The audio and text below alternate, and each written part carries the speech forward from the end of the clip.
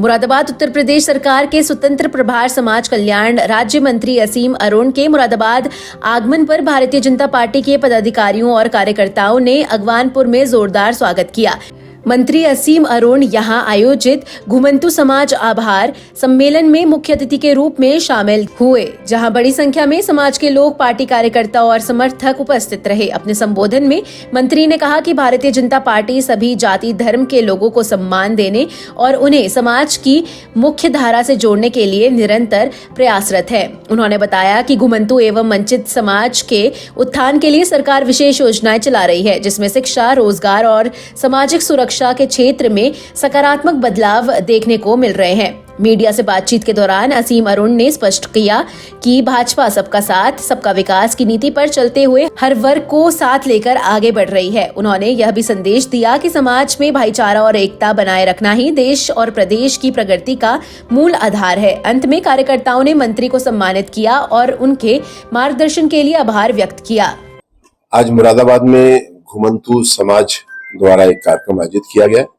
आदरणीय मुख्यमंत्री जी योगी जी द्वारा घुमंतु समाज को ताकत देने के लिए एक नया मिशन बनाया जा रहा है, एक बोर्ड बनाया जा रहा है।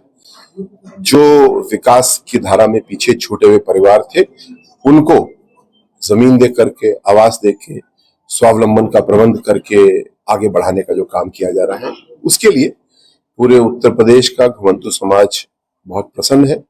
और इसके लिए उनके द्वारा जगह जगह ऐसे धन्यवाद अभिनंदन कार्यक्रम आयोजित किए जा रहे हैं। योगी जी को धन्यवाद देते हुए आज हमारे मुरादाबाद में भी पश्चिमी उत्तर प्रदेश के बहुत सारे लोग घुमंतु समाज के एकत्रित हैं इस कार्यक्रम में आदरणीय योगी जी को धन्यवाद देने के लिए। और मेरा समाज कल्याण मंत्री के रूप में पूरे संगठन का, सरकार का काम यह है कि ऐसे हर परिवार को हमें चिन्हित भी करना है और उनको जमीन अगर नहीं है तो दिलाना है, जमीन है तो या मिल गई तो उनको प्रधानमंत्री, मुख्यमंत्री आवास दिलाना है, उनके सारे कागज दुरुस्त कराना है और सबसे बड़ी बात उनके परिवार के लिए, बच्चों के लिए शिक्षा का प्रबंध करना है, ताकि अगले कुछ समय में, एक पीढ़ी में ही ये परिवार जो पिछड़ापन है उससे बाहर निकले और विकास की धारा में सबसे आगे पहुंचे। सर, एसआईआर को लेकर विपक्ष लगातार अफवाह फैला रहा है, कह रहे हैं बीएलओ आत्महत्या कर रहे हैं, मौतें हो रही हैं।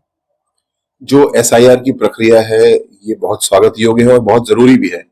हमारी चुनाव की प्रक्रिया में जो गड़बड़ियां थी उनको चुनाव आयोग ने पिछले कुछ सालों में दूर किया है, इसका हम स्वागत करते हैं। लेकिन ये हम भी जानते हैं और हर पार्टी जानती है कि हमारी वोटर लिस्ट की शुद्धता अभी अच्छी नहीं है। बहुत से मृतकों के नाम उसमें पड़े हुए हैं, बहुत से लोग जो है ही नहीं उनके नाम पड़े हुए हैं। इसी बात की आलोचना सभी पार्टियां करती हैं और चुनाव आयोग का बहुत धन्यवाद कि उन्होंने इस बड़ी पहल को आगे बढ़ाया है और उत्तर प्रदेश में एसआईआर के जरिए वोटर लिस्ट के शुद्धिकरण का अभियान चलाया है। इसमें किसी को क्या आपत्ति हो सकती है ये समझने की बात है। आपत्ति उसी को होगी जिनके द्वारा फर्जी वोट पिछली बार बढ़वाए गए थे और उसका इतने सालों से लाभ लिया जा रहा था। जो फॉरेनर्स एक्ट का उल्लंघन करके कोई भी व्यक्ति किसी देश से आता है भारत में और पकड़ा जाता है तो उसको वापस भेजने की प्रक्रिया होती है और उस बीच में उसको जेल में नहीं, डिटेंशन सेंटर में रखा जाता है। ऐसे डिटेंशन सेंटर्स बनाने का निर्णय आदरणीय योगी जी ने लिया है, जो कि बहुत ही जरूरी है और ऐसे डिटेंशन सेंटर जितनी आवश्यकता है बनाए जाएंगे। ये अल्प अवधि के लिए, जब तक कि उनके एड्रेस, पते के बारे में जानकारी की जाती है, ऐसे लोगों को वापस भेजा जाता है, उस अवधि में रखने के लिए होगा। और इस प्रकार हम लोग जो अवैध रूप से भारत में प्रवेश किए लोग हैं उनको हटा पाएंगे और जो वैध रूप से वीजा लेकर के आना चाहते हैं, काम करना चाहते हैं, टूरिज्म करना चाहते हैं, उनका स्वागत करेंगे।